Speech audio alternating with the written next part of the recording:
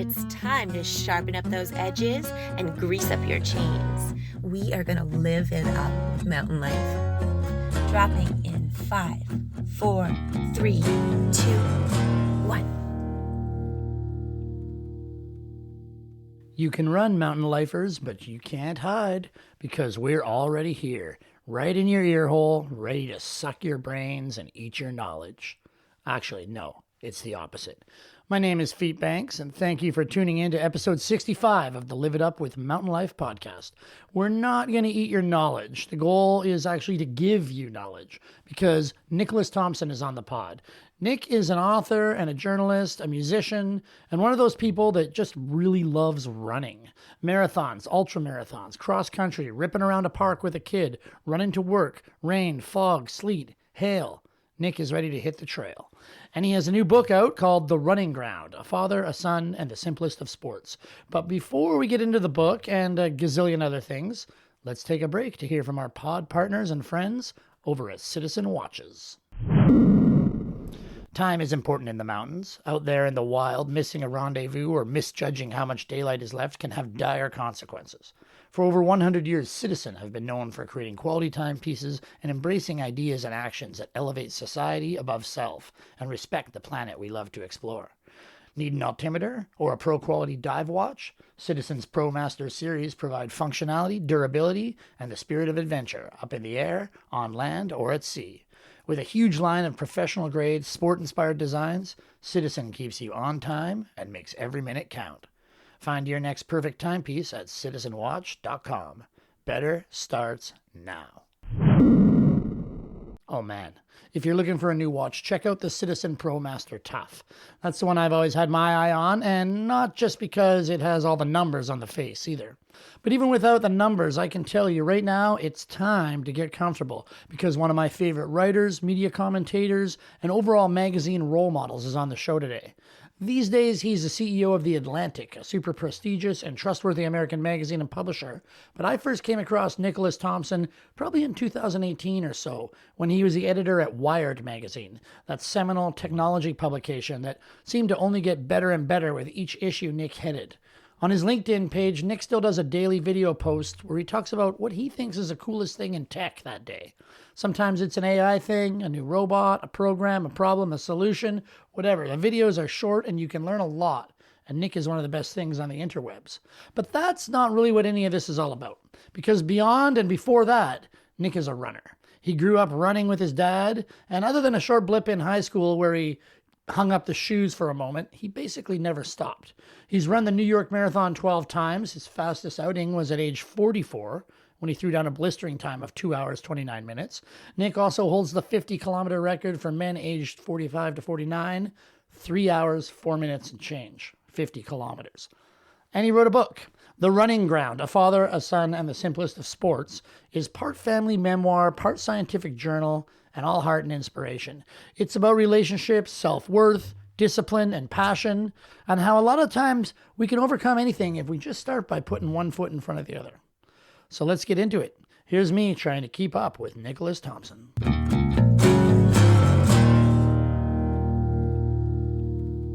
Perfect. So, Nicholas Thompson, accomplished runner, author, journalist, editor. I consider you one of the great thinkers of our era. But for this magazine, Mountain Life readers, we're adventure-driven, and I love a good hook. So to start, I wanted to ask you about that time you got kidnapped by drug dealers in Morocco. Yeah. You want me to tell you that story? Yeah, a quick version if you can. I know you wrote about it, but I haven't read that. But kidnapped by drug dealers sounds like a good story.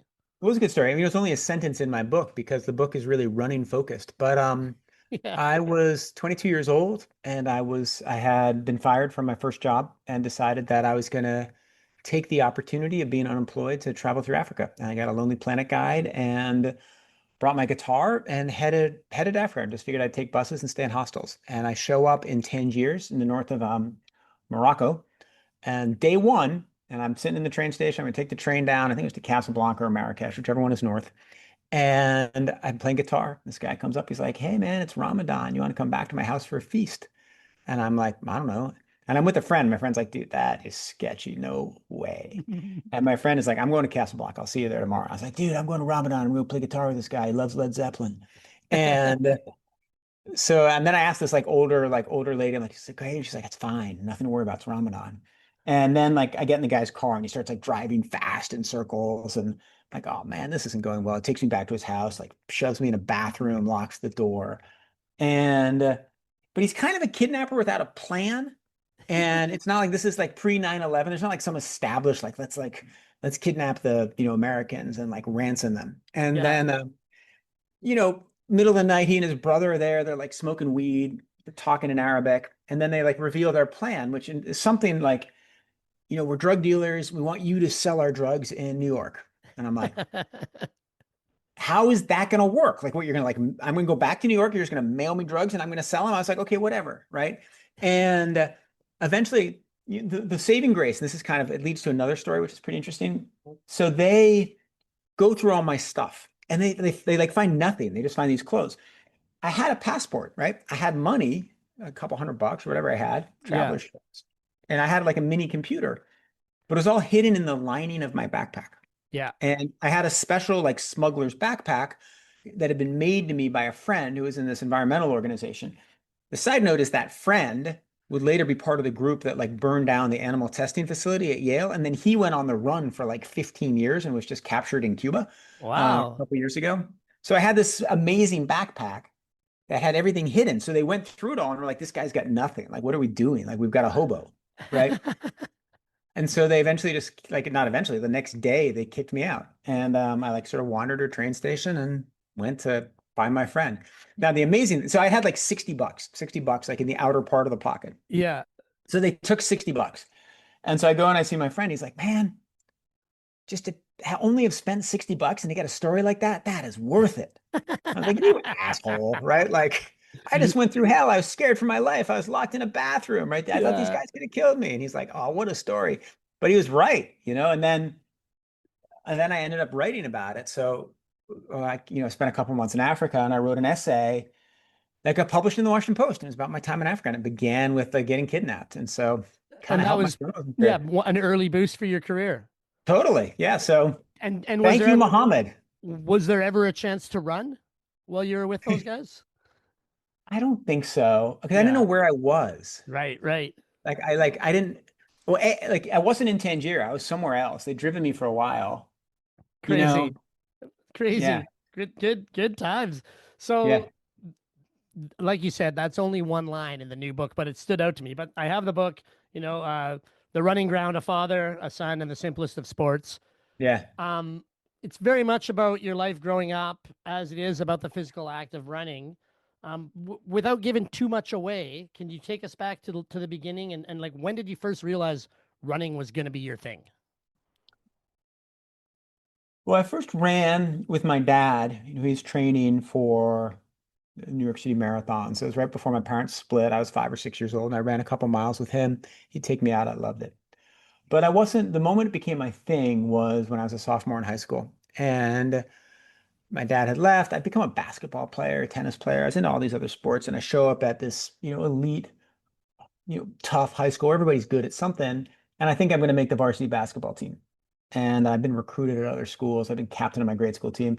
I show up, I don't make the varsity. Okay, too bad. And then I don't make the JV. It's kind of lame. And then I don't make the JV too, right? So now I'm a loser. And I go, and the only sport you could go to was track. And so I like go down to the track, and the guys like go run the 2 mile, and I run the 2 mile, and I'm not very good. And it's like kind of a hard period in life where I just wasn't succeeding at all in any way whatsoever. And high school's hard, right? Like you Yeah. don't have your people, you don't have your like, you don't stick out. And like I was at Phillips Andover, right? If you're like kind of mid at everything, you feel like a loser. And so track season continues. I run all these like 11:40s for 2 miles, which is not very fast. And then it comes the final race of the year, New England Championships. And I'm like, I'm going to run 11:30, right? That'd be great. And that's, I think, 22 seconds a lap around 150-yard track. And the race is at this other school and it's at a 160-yard track, but I don't know that. And so I go out and I run, 22 seconds a lap, but you run 22 seconds a lap on 160 yards and boom, you're actually running 5:20s, not 5:45s. Right. And I didn't even realize how fast I was going. And I finished the race in 10:48 and I set a sophomore class record. And it was like, what the hell? And that was the moment it started. And is that the same? The line in the book that stood out for me was, to do it, I had to first forget that I couldn't do it. Yeah, that's totally it. Right. And that was like, it's an amazing lesson in life, right? Where if you had asked me before that race, what are the odds that you can run a 10:48? I would have said 0.00. What are the odds that you can run an 11:20? I don't know, 1 in 1,000, right? Because Yeah. you really have focused so hard on running like 5:45s, 5:40s, right? And I'd never run a 5:20 mile in my life. And the notion I could run two of them back to back was absurd. And somehow I did it. And it's like this reminder that sometimes what's limiting you is your own belief system. Now, you can't just break, I can't like, you know what, right now, Nick can go run a 2 hour marathon, right? I'm going to go like take off this blazer and go run a 2 hour marathon through the streets of New York. There are real physiological limits, but sometimes you don't know exactly where the line is. Yeah. I mean, that's an incredibly valuable lesson. Now later in life, you put it in a book, it speaks to someone like me. But as a young person, like, did that realization sink in right away when you were young, or did that take a while?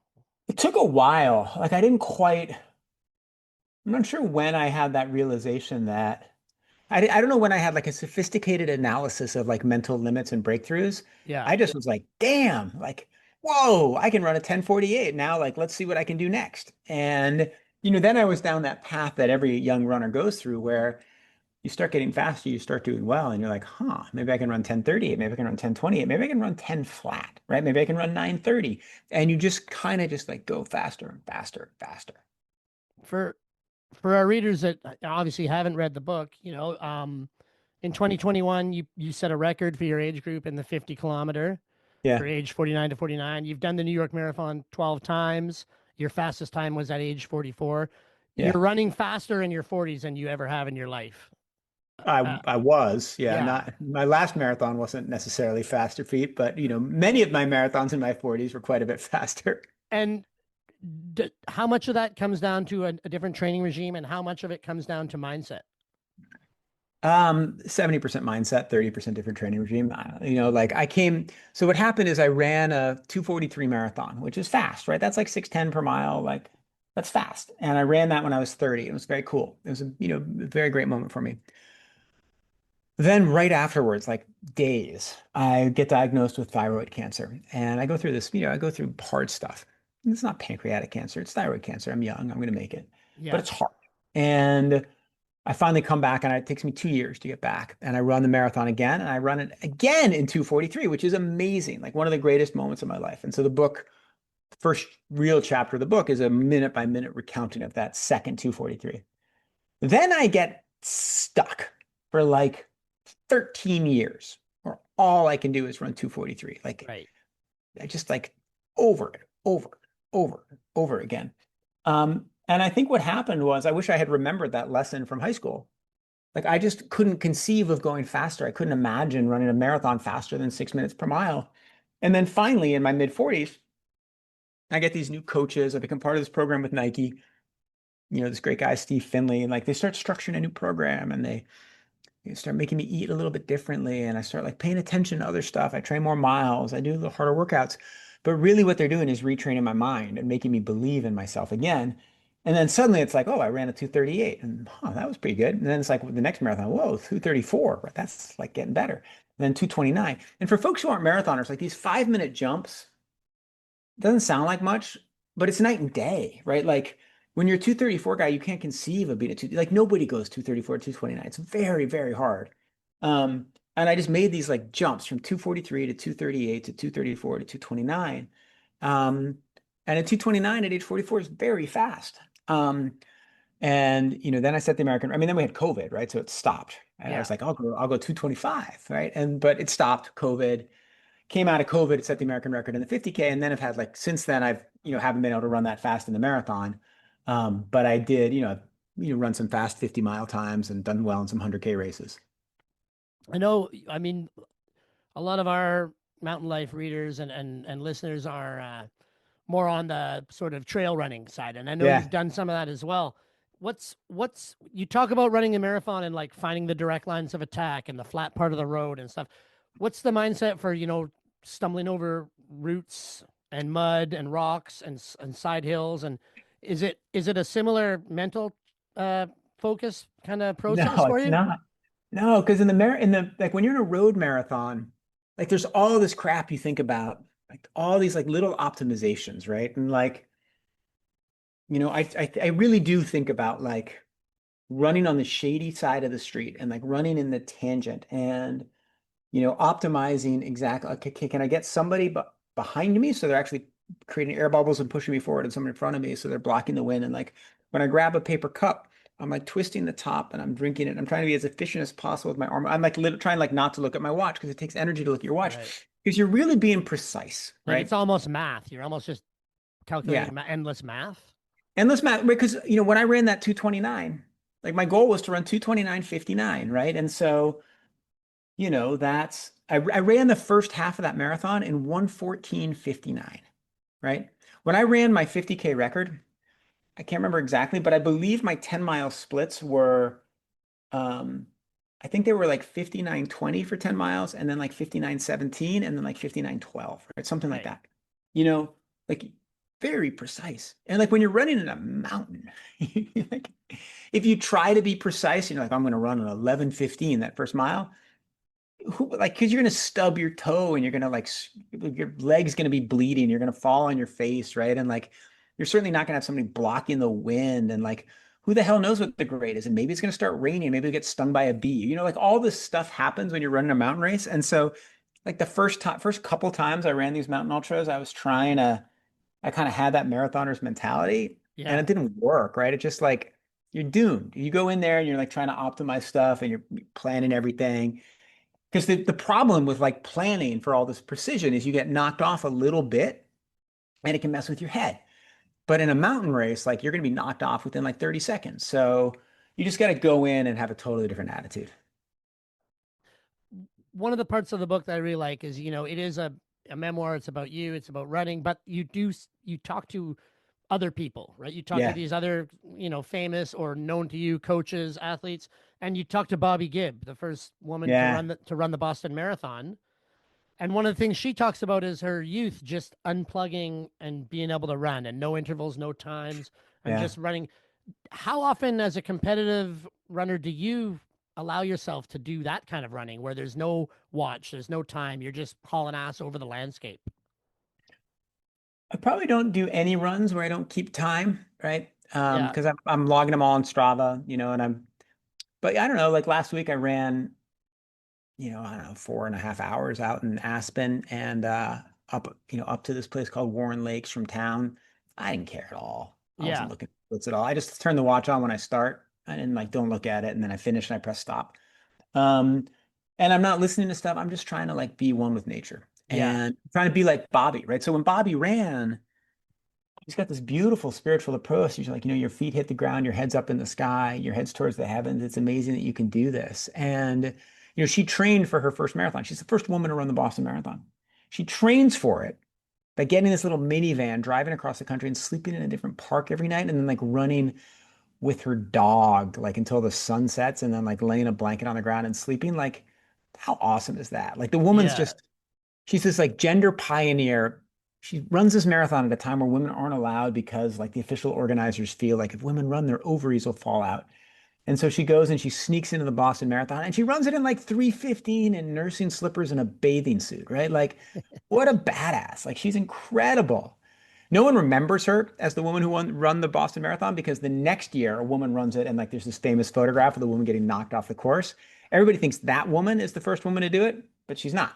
Bobby is. And Bobby's just that woman is awesome. Catherine Switzer, praise her, bless her. But like Bobby Gibbs, amazing. And I was lucky to get to spend a lot of time with her and tell her story. And did like you're on a track team in high school. You when did that sort of spiritual side of running sort of take root of you or Oh, great. reveal itself? That's such a good question because I kind of think that what happened is, I mean, a little bit from the get-go, like I always loved to run in forests. I always like, even in high school, like if something bad would happen, I get dumped or whatever. Yeah. I go for a run, but I didn't really think of running as a spiritual release or something that would, bring me closer to God, whatever that means, however that person wants to take that. But to me, running can be a very spiritual thing. And the funny thing about it is that I run at high school and then I go to Stanford and amazing track team. And I drop off it after a year. And as I was writing, and the story I'd always told myself was that I dropped off because I didn't have enough talent, right? I've been a guy who ran 9:30 for 2 miles in high school, and these other kids had run 9 flat. But now that I see how fast I've run, obviously that wasn't true. Like I had the talent. And I think what happened is I like didn't understand how valuable running can be emotionally. And so because all I cared about was like being fast, I just was sort of as intimidated by everybody else and quit. And if I had like understood the spiritual reasons for running, I would have stuck with it, and then my talent would have revealed itself, and I would have been on the team, and I would have been reasonably good. Um, but to your question of when I first uncovered that, there's a run I remember, and I don't write about it in the book. I wrote it in a draft and cut it out. But I was about to get married. So I was 29 years old, and I was running in East Rock, either East Rock or West Rock, the big one in New Haven. And I was running like this 15-mile loop. And I remember writing like my wedding toast and like really understanding something profound about like my marriage and my coming life. And it was like one of the first times where like running was, I realized like you can actually do your best thinking and the most important stuff in your mind can happen while you're outside in the woods. So maybe it was there, maybe it was later when I started running the escarpment trail, this awesome 30K mountain race. I don't know exactly when it was. Yeah, yeah. It's interesting when you talk about writing that speech in your head while you're running and there's a link. There seems to be a link between writers and running. You posted, I think, not long ago, a nice paragraph from Joyce Carol Oates about Yeah. how the mind flies with the Oh, nice. I'm glad body. you saw that. Yeah. Of Yeah, and then I assume you know the Murakami book on running, course. Of course. and the Atlantic even ran a piece, Why Writers Run in Yeah. 2015. Um, in your regular life, you're a writer, a journalist, CEO of the Atlantic. It seems from from this end of the continent like a very busy, hectic life. How much of a role does the running play in your creative process and also in just your professional management of the day-to-day grind? Because you run every day almost, right? I run every day. I run to and from the office. And so when I run in, if I have like yesterday, I often what I'll do is I'll think about the hardest thing I have to think through that day. So I had some annual reviews, which are like a hard thing to do when you're the CEO, right? Because you're reviewing people who are very senior in the organization, and what you need to do is, help them do better at a job they already do exceptionally well. And so, that was the hardest thing I had to do yesterday. So when I went in on my run, I was like, okay, I'm going to think through that. Today, when I ran in, I just felt like I was like a little behind on the news. So I was listening to the news to catch up, right? So you're doing like a little bit of like mental Right. processing. No one's people probably aren't calling you. Like occasionally I'll take a phone call when I run, but like you're kind of on your own. You're running through Brooklyn, you're crossing the bridge. So I do think there's like it's a kind of a reset time, and it's also kind of mental processing time. When I run like 20 miles on the weekend, often I'll be thinking through hard things, or when I was Yeah. running in Aspen, like thinking through what my goals for the new year are. So it's a pretty important part of my day. There's an interesting question, like, would I be better at my job if I quit running? I would be for like the first couple months because I'd have a little more time. Yeah. I think I'd be worse eventually. Yeah, I agree. I wonder if there's a difference for the brain if you're running through the city or running through the forest. Is Yeah. are you solving the same problems or does it shift to a more creative world out in nature? It shifts to a more creative world out of nature. You can't like, well, like when I'm out in nature, I'm not listening. I like, it won't have headphones in, right? And I'm just Yeah. like, because there's like, there's birds, there's trees, right? When I'm running through the city, like I have headphones in part because like the damn train is so loud, you have to kind of Yeah. counteract, right? Like, Yeah. so I force myself into a different spiritual space or mental space, and then I think also when you're running in nature, you just different things happen in the body. It's what your ancestors did. It's what we're supposed to be doing. Like we were, as they say, born to run. And like there's something primal that happens while we run. Like we did legitimately used to chase down antelopes, right, on the savannah. And would run long distances, and we're actually better at going like 30 miles than an antelope is. Most Yeah. horses. Yeah. So there's something profound that happens when you just go out and do that. Yeah, that was how we got them, right? As we were better at endurance. They were Yeah. faster, but the humans could run longer, and they would Eventually just we run them wear them out, down. right? The cheetah Yeah. can sprint them down. We run them down slowly. Uh, Obviously, running's been part of your life a long time. A lot of the book is about your relationship with your father. Yeah. I mean, this is your second book. The first one was about some figures in the Cold War, I think. So a bit of a Yeah. pivot for this one. I'm wondering, how did it come about? How long were you thinking about this? How long did it take? It took 5 years from the moment I thought I was going to write it to the moment I finished it, which is a long time for not a very long book, but I have the day job. It Yeah, started it started when I was processing this question of why I had gotten so much faster in my 40s. right. And the realization that it was tied in with my cancer was like a pretty profound realization. And it made me think like, there's a good story here, right? It's not just a question of like, it's not just a story of like how VO2 max training works when you're in your mid 40s. It became like a question about something deeper. So that's when I thought I had an idea for a book. And then, just what was hard about it, I guess what took the longest was like getting the structure right because I tell you, it's the simplest of sports, but like really complex structure because it's not Nick's life, right? It's not Nick's life from childhood to adulthood. Yeah. It's, partly Nick's life, partly Nick's father's life, partly these other people, and then partly the physiology of the sport. And I wanted it to be chronological. I wanted it to be easy to read. I wanted it all to make sense. And so the hardest thing was this like puzzle of, okay, where do we introduce this character? Where do we introduce this idea? Where's the simplest place to put this? Okay, what about this detail? Should it be in? Should it be out? And so endless iteration. I just did an analysis of my first draft and my final draft. And I think it was like 6% of the sentences in the first draft were still in the final draft in the same place, right? Like a lot of work to make it all come together. Is that, 5 drafts later, 7 drafts? How many drafts were there in between the first and the final? 120. I mean, like lots. Like it depends Yeah, on what you define as a right. draft, Like a but tinker here, a tinker there, but no. Like I honestly think there are 100 legitimately different drafts. right. Wow. Yeah, because I sent it to all these different people. I mean, I had one friend who read 7 different drafts, right, and gave me like read them through full and like gave me sentence by sentence structural comments. I had different characters. Some of those characters, like Michael Westphal, I had not met when I started writing the book. The guy who, world's fastest runner with Parkinson's. I had this initial concept when I started the book that I would write about like famous runners, like there'd be a chapter on Eliud Kipchoge because his like spiritual relationship. I was like, nah, I'm not going to do famous runners. They're just going to be people I know. Yeah. Um, so all of these different changes, like the question of the kidnapping, I had a version of this where there was a long description of the kidnapping, but the problem is it's not a memoir. And once you make it a memoir, well, then you have to put in a lot of other stuff. Right. Okay, so it's not a memoir. And if it's not a memoir, then you're not choosing stories based on how interesting they are. You're choosing where they relate to running. And the kidnapping kind of slightly related to running because it showed sort of how much in disarray I was as a young man at that point, which relates to my training. And so, like, once you have that, everything has to connect to the running part of Nick's life, then you apportion the length you give it. And so the kidnapping goes from 3 paragraphs to a sentence. And so it's that kind of choice that made it into as many drafts as there were. Was this, I mean, other than the structure and that, was this a more difficult? There's a lot of personal detail and personal details about your family members. Did that make it harder to write than the Cold War book, which was, I assume, more just research focused? I mean, definitely the Cold War book.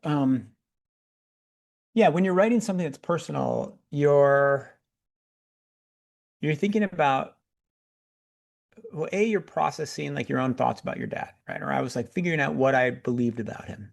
And that's a research project, but it's also this like emotional excavation. Yeah. But then I was thinking the whole time, like, well, what's my mother going to think when she reads this, right? She's still with us, right? Like, Yeah. how am I going to describe my mother? What's my wife going to think? What are my sisters going to think, right? What are my friends going to think? What are these people going to think, right? When you write a book about the Cold War, everyone was dead. Yeah. Yeah. And so they're not looking over your shoulder. And, here they can look over your shoulder. So that just creates a different kind of complexity. Do you think it would have been the same book if your father was still alive when it came out? I'd like to think so, right?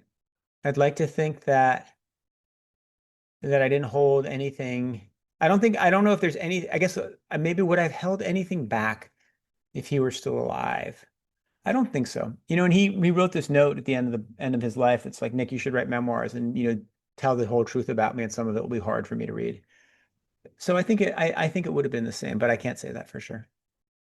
One of my favorite parts of the book, as a very inexperienced rookie runner who really only started in my 40s, because Yeah. I kind of always believe like you don't run unless something's chasing you. But I'm definitely finding the value. But one of the things was, for marathon, you say for marathon training, you have to learn to run when you're hurt and hurt when you run. Yeah. And I thought about like the discipline that you exhibit in the book and that is required for real running. Were you always a disciplined person, or did the running build the discipline, or did the running become good because you already had the discipline, or was it a bit of both? I think it's a little bit of both. I mean, I think that in a way, I've always had discipline in the sense that I've always worked hard. I've always done my homework. I always show up at practice on time, and I always do what the coach says to do, right? Always have, always will. Um, but I also like if you ask the critics of me or people who've thought that Nick could do better, there's this like belief that like throughout my life, well, you should focus more, right? And so that's a different kind of discipline, right? The ability to like go to a soccer practice and then a tennis practice and pay attention to both, that's one kind of discipline. The ability to like go to two soccer practices in a row, right? That's a different kind of discipline. And so, what my dad often said is like, come on, Nick, you do too many things at like 90%, right? You got to do some things where it's 100%. Like too many things where you get 9 out of 10, you got to get 10 out of 10. And so that's a different kind of discipline. And, I've built a life where it kind of suits my personality and I do a bunch of stuff, right? I like run pretty hard, right? But I could probably run a little harder, right? Yeah, and You you know, make a daily video for the internet. Like that and takes a those lot of videos could discipline. probably be better, right? You Yeah. know, so I've kind of learned like there's some things in life where you have to do it 10 out of 10. There's some things in life that 8 out of 10 will work. There's some times in life where 6 out of 10 is okay. And I try to like, it's a discipline of knowing when to really do a 10. Like the book's 10 out of 10. That's why I wrote all those damn drafts, right? Maybe the reader doesn't think it, maybe the reader does, but like that's the best I could do, right? I worked so hard on that thing, Yeah, right? 100 drafts in 5 years with a full-time job and a family. Yeah. On the other hand, like I put this video on the internet yesterday about like how to make agents more adaptable with AI and like whether that creates new business opportunities. I spent like 15 minutes from the time I like found the paper, read it, like, thought it through, posted it. Like, is that 10 out of 10? Sure not. Was it 8 out of 10? Maybe. I don't know. But Yeah, like some things you got to just do. out here we call it, my buddy had a house painting business. He called it good enough painting. Like it's not just Yeah. good, it's good enough. Right. Right. So for those internet videos, it is totally good enough, right? It's going to Yeah. be gone tomorrow because you're going to make a new one. Yeah. And like sometimes if it's about like a thing where the Atlantic's involved or it's really important or I've got like something I care about, like, yeah, maybe Yeah. you make it a 10 out of 10, but you got to kind of just go for it. Well, the book's definitely a 10 out of 10 for me. Thank you, Pete. Thank you. New York Times bestseller. I don't know what that means though. Is that a hard number? Like I see a lot of books making that claim, but I don't really understand what it means. Well, so I didn't know this either until it begins, but there's three categories. There's New York Times bestseller, which means it's one of the top, I think, 15 books that week in the New York Times list. But the New York Times list is like partly based on how much you sell and then all these other factors. Right. National bestseller, which means either it's like two local papers, or USA Today, or just bestseller, which means like it's like the Baltimore Sun's best-selling list. And so this was actually a national bestseller, and that for 2 weeks it made the USA Today list and the Baltimore Sun list. Which is fantastic because it means people are reading, right? Which I know It's amazing. I've seen there's a lot of discourse around whether or not people are still reading. And I thought about with your book, you include a lot of old letters to your father, old Yeah, emails, Facebook posts. I wondered, are you the kind of person that still will sit down and handwrite a letter or hand type and put a letter in the mail? I do. I do it. In fact, I write um not every day, but probably a couple a week. I have a 91-year-old aunt, and when I was young, she wrote me letters all the time, and she had gotten letters from her grandmother. And so she's in, not the best physical state. And so I Yeah. write her letters all the time just because I know she likes it. I did the Um, same with my grandparents, and it was handy to use a computer because you can just increase the font size as they age. yeah. Do you think more people would read books or magazines if more people sent handwritten letters? Just the physical act of getting something in the mail and opening up and reading it. Do you think that would translate into a broader reading experience for everyone? Good question. I mean, what has to like the reason people don't read as much is the reason they don't do anything as much, which is we all the time has gone to Instagram and TikTok, right? Like, and you look at the amount of time that people spend on social media, and it's like 4 hours a day, 5 hours a day. You look at these Pew survey of kids, and some of them are spending 8 hours a day. And I just look out my window, right? There's a dude walking down the street right now, like neck bent on his phone. Probably, maybe he's on a map, right? But Yeah, probably he's like checking his likes on an Instagram post. And people would anything that got people off their phones would make them read more. And so with the act of writing letters, no, it depends. If you write a letter and then you're like, shoot, I only have 4 hours to scroll Instagram, and you went and scrolled Instagram. But maybe it would also like the people who write letters, I think, are the people who read books. yeah, yeah. But I it's know. it's it's tricky. It's tricky. It's one of the hardest. One of the things that we don't quite understand the consequences of are like, what are the consequences of having a generation of people under 30 who don't do what everybody else did for the last couple hundred years, which is read books, and instead, scroll posts. And you develop different skills and different habits of mind, and your brain develops in different ways. There's certainly a Totally. lot of benefits from it, some costs. I always, well, I have buddies and they're on the internet all the time and they're processing so much information so quickly and they kind of get Yeah, spun out and we see the rise of conspiracy theories and all that. And I always say, buddy, like get a book. A book yeah, forces you to take in the information slowly. It gives you time to ponder things and think about things as you're taking it in, as opposed to 15 articles about something in 25 minutes. yeah, So and I agree. I feel like people either read or they don't, right? Like people that read books probably also read the cereal box while they're eating breakfast, right? Like, yeah. I mean, what's nice is that there's so many different ways to read. Like half the books I read last year were audiobooks. Like that didn't exist. yeah, So technology giveth and technology taketh. Um, It's interesting that like the number of people who run marathons has gone way up, which I consider kind of a reaction to TikTok. You yeah. know, it's a way to be off your phone for 4 or 5 hours. And Um, and do you think we talk about social media? I've discovered this word yesterday, but there's runfluencers out there.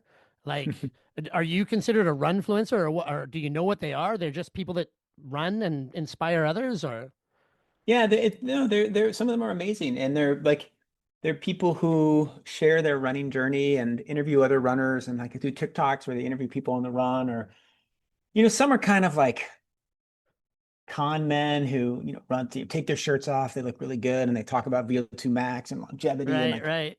stuff they don't know anything about, and they sort of spread misinformation. And some of them are super smart and like spread a lot of good information. So I have I have no general things to say about Right. runfluencers, but like some are great and some are crap. In our neck of the woods, a lot of these outdoor sports that we do, hiking, skiing, backcountry skiing, paddling, it's too bad because the more people that go outside, the better people are going to be. But also, if too many people go to these places, you don't get that same experience. Is there such a thing as too much popularity for running? It feels like running might be immune to that. No, it's immune. Like I mean, it's hard to get into a race organized in New York City. Like I can't get into any of these darn races, right? Right. You have to sign up so far in advance, but whatever. There's tons of races, there's tons of places to run. Yeah. Running out of all the sports, running seems very tied to technology, like with the Strava, with the timing. Yeah. It's in the old days when you were young, you would just look at a watch on your wrist as you're running those laps. Yeah, well, so when you're running those laps and you're running a race, they'll call it out, right? Right. But like when I would run during the summer, right? And I would like the coach would say run 70 miles a week. Well, how would I know, right? Like maybe you drive your car down the road and you paint a line, right? Or you know Yeah. that like this tree to that tree you've measured once with your car, but kind of you're just making it up, and right? And you're like figuring I'm running 7.5 minute miles. I ran 75 minutes. I went 10 miles, right? But maybe you didn't. Maybe you went 9, maybe you went 11, right?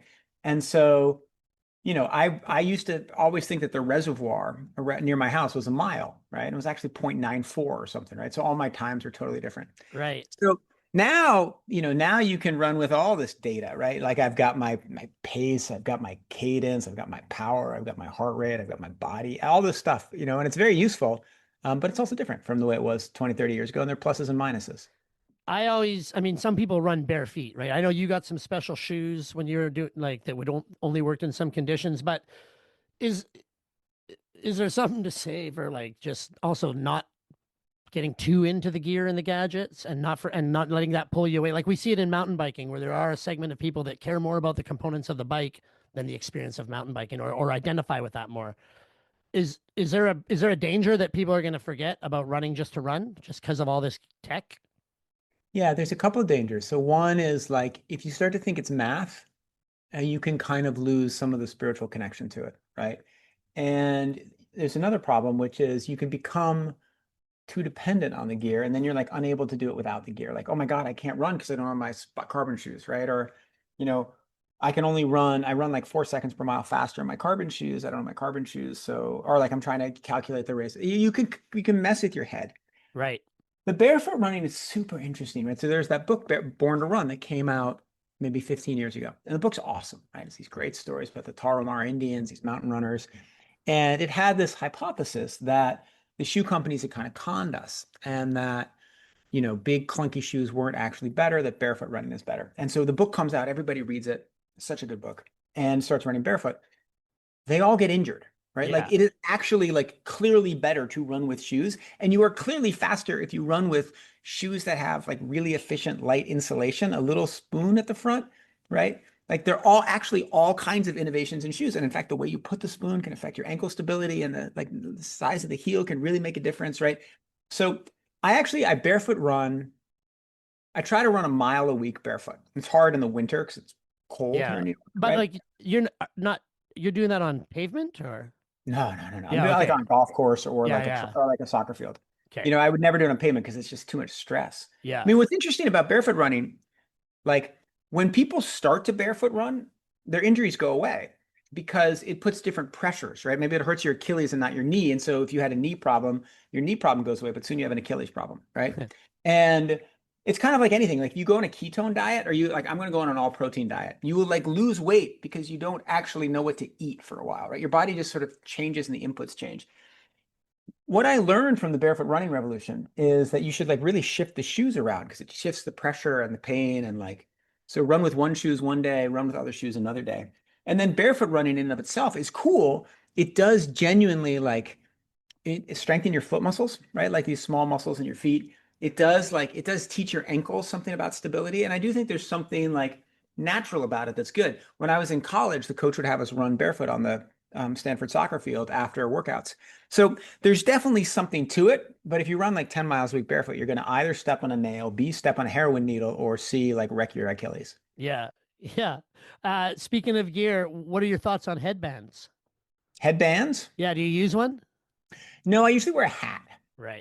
If it's cold. Headbands are cool though, right? Because like your ears get super cold, right? Yeah. I was Yeah. thinking I was running on Sunday and I hadn't worn a hat, and my ears were killing me. I was like, man, I wish I had a headband because my head is fine. I'm not having a problem with temperature regulation, but your hands get cold and your ears get cold. So I Totally.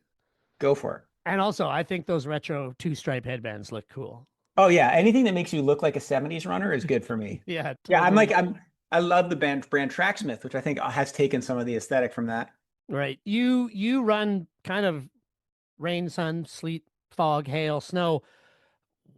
Do you have any tricks that you can share with people that someone like me that wakes up and and the weather's inclement and you're like, Yeah. man, I don't want to go. Like, is there motivator things that would work for someone beyond you that you know of? I mean, you could like, they're kind of motivation tools for doing a streak, right? Like you can say, how many days in a row have I run, right? That's like Right. a cool thing. And then you can like have a friend and be like, hey, talk to your friend and like, we're going to run the next 21 days. That's the deal. We're going to hold each other to it. And then maybe you learn the habit. Because the thing about running, like pretty much you can do it in whatever, right? Like, Yeah. because if it's cold, your body heats up. And if it's hot, your body cools down, right? And it's actually better for you physiologically to run in all these temperatures.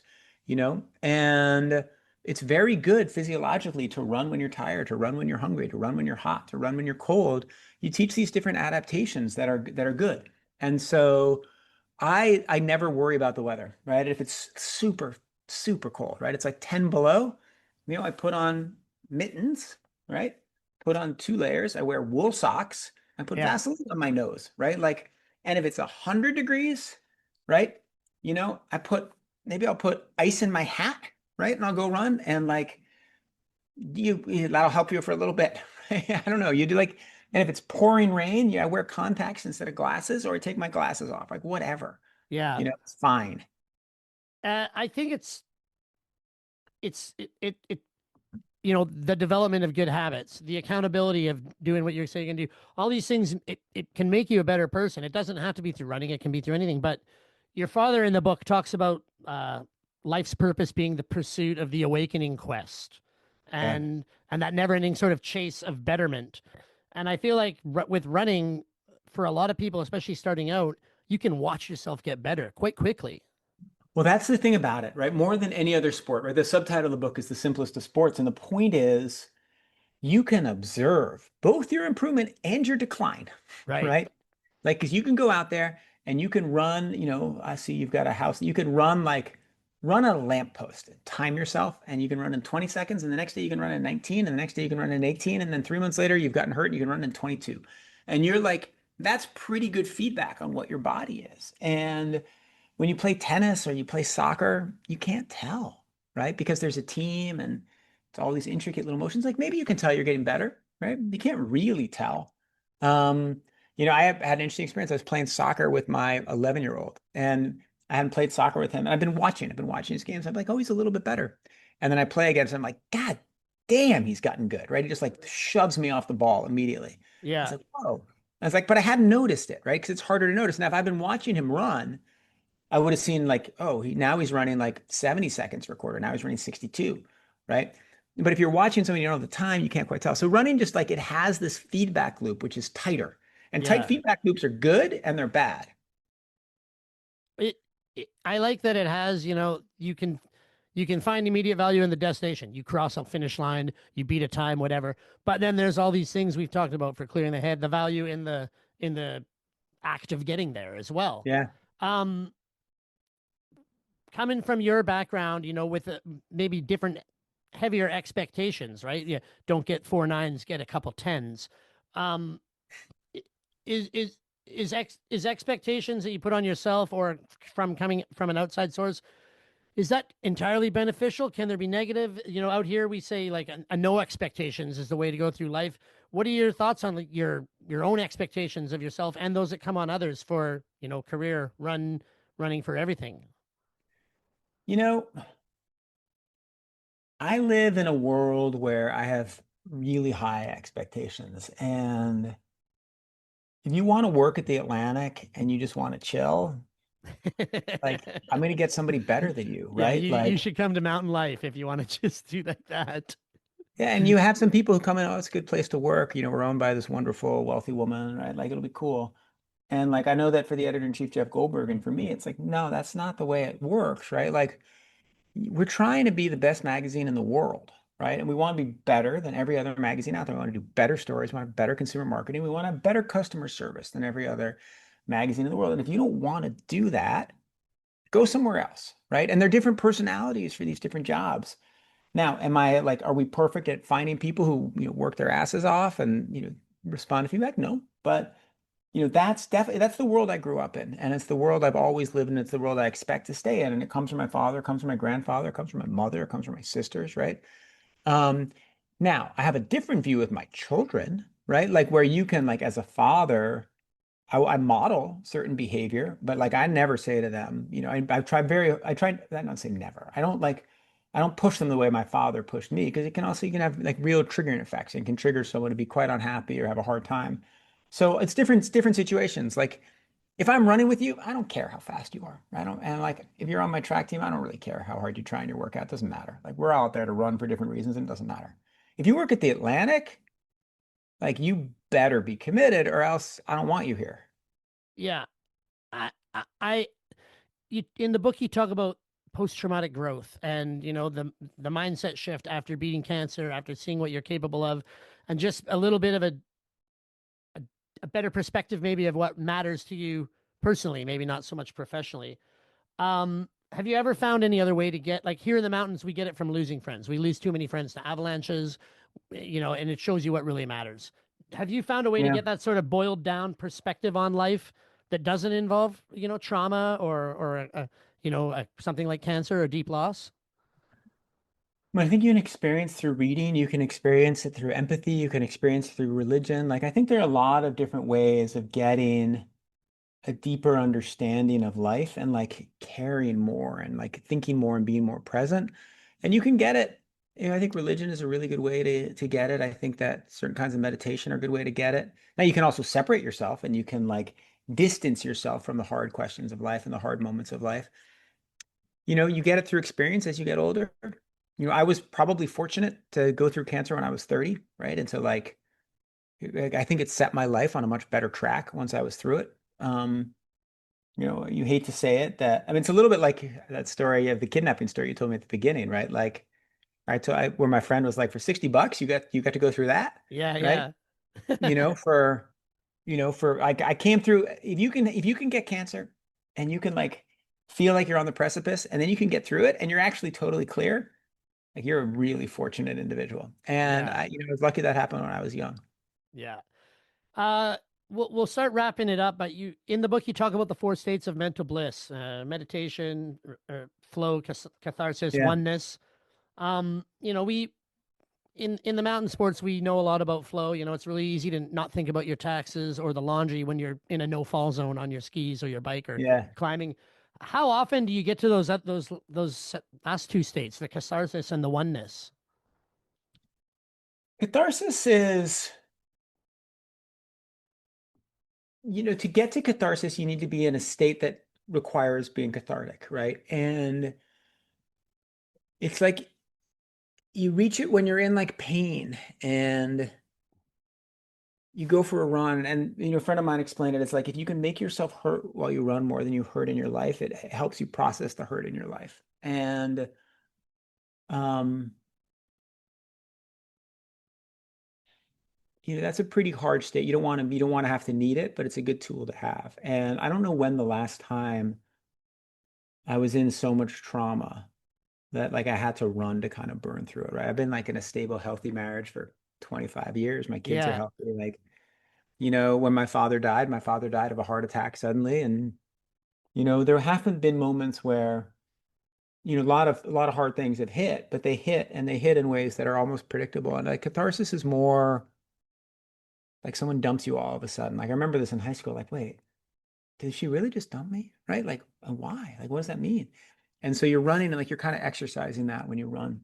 Um, the oneness, I can reach that. I mean, that's where, in the most beautiful version, you're running a race and you have a goal, whether the goal is to finish or whether the goal is to, finish in 2:29, right? And you've modulated your effort perfectly. And so by the end, you're just there, right? And like if I think about my best marathons, there's like almost so like my worst marathons, like everything shuts down early and I'm confused and I'm in pain and I'm like I can't control myself. My yeah, best marathons, I'm running 5:40, 5:50 per mile, but everything is shut down, like there's nothing else, right? So there's this amazing video of me finishing when I set the American record in the 50K. And I've been running 5:57 per mile for 3 hours. And I didn't feel pain, right? I didn't feel like I was going too fast. I didn't feel like I was going too hard. I just felt like I was going exactly the pace I should be going. And like by the end, the last couple miles, no peripheral vision, right? No, I couldn't hear anything, right? You could have had a marching band with like a guy doing backflips. I wouldn't have noticed, right? Like you're yeah. just there with the road and all you're thinking about is the road, right? And like, you know, and then I run through the finish line, right? And then I collapse, right? And it was like this incredible, I really was at one with the road and the running. Yeah, And yeah. that's a state that's amazing. And if the finishing line had been a mile further, you would have went another mile in the pocket like Right. that, right? I would have been like a little slower for the previous 3 or 4 miles. I would have gone another mile in the pocket and then fallen over, right? Yeah, Like, yeah. and Crazy. it's nuts. Yeah, and my friend's an Olympic snowboarder, and he said the same thing. He's like, when I won that race, all I could hear about was the sound of the snow. That's the Yeah. only thing I could hear. Yep. So, yeah. I remember Um, this great line. I was reading a book. It was called The Warrior Athlete. I remember reading it when I was in like high school. And the guy's interviewed. He's like, "Do your athletes meditate before they compete?" And he's like, "No, they meditate while they compete." Right? yeah, totally, totally. What's one piece of advice, for kids or someone, anyone really, who's interested in running or writing or, just what's a piece to get them on the right path that you would give? Well, for running, I have a very specific piece of advice, which is like, go out there tomorrow and run. Not so much that you stress yourself. Like maybe it's a mile, maybe it's half a mile, maybe don't even use your watch, right? Like just go run however much feels comfortable. But while you do it, don't put on your headphones. Just listen, right? Or just look, right? And like shut down a different sense kind of each little bit, right? Like shut down what you smell, shut down what you hear, shut down what you see, right? And like just be really present in the run or think about your hips, right? Think about your abdomen, think about like your shoulders, right? And just be really present in where you are in the run. And you do that and you're like, oh wow, this is pretty interesting. What's going on here, right? Um, for writing, I mean, the advice that I try to follow every day, and I don't always follow it, is like you wake up, it's the morning, and it's good to wake up when it's quiet, right? And before, I wake up before my kids wake up, before my wife wakes up, right? And there's a little bit of time where it's just you. And in that time, I like to try to do the hardest thing, the thing on my to-do list that I like kind of don't want to do, right? Like Right. there's this thing I've been putting off, or like I kind of look at the to-do list, I look at the boards, I try to do that, right? And I think it just like kind of gets things going the right way. If I get up and I do the thing I do want to do, it's just to like scroll through my email and like delete messages and respond to the nice ones and like see how many retweets I got, right? Like that's not useful, right? Like Yeah, find the thing that's hard and go at that. right. And get it over with. Yeah. Okay, well, the book's called The Running Ground by Nicholas Thompson. I think everyone should go buy it from their independent bookstore if possible. Yes. Nick, thanks so much for your time. I appreciate Thank it you for so saying that. much. Like the best thing is for people like go into the bookstore. Do you have The Running Ground by Nick Thompson? Oh, you don't have it. You should get it. That's a really good book. Why don't you order me one? That's like it's just beautiful because then the bookstore stocks it. Yeah, People buy it. It's yeah, great. and the bookstore stays in business. Yeah, which is great. And then more people read. It's awesome all the way around. Fantastic. Thank you so much. Cool. And All right. yeah, Thank you, Pete. have a great week. You too. Cheers. Thanks so much. Exceptional. As we mentioned, independent booksellers are the best, but be sure to check out nickthompson.com and The Running Ground. That book makes me want to lace up and hit the trail. Thank you again, Nick, for being so generous with your time. The dude runs a legit publishing empire, fighting the good fight every day down there, and he still found time to be here with us and talk about ripping around in the woods. It's a kind and classy move, and we appreciate it. Thank you also to Citizen Watches, to Shirai Rules and Adrian Gendro for the voiceovers and guitars we've been banking on for 65 episodes now. And thanks to you, dear listener, for listening. I didn't eat your brains after all, and if you want more knowledge, buy Nick's book, check out some of our previous pods, and be sure to hit up mountainlifemedia.ca for the best stories and images we can muster. Other than that, be kind, mountain lifers, be excellent to each other, be on time, and be sure to leave the campsite better than you found it.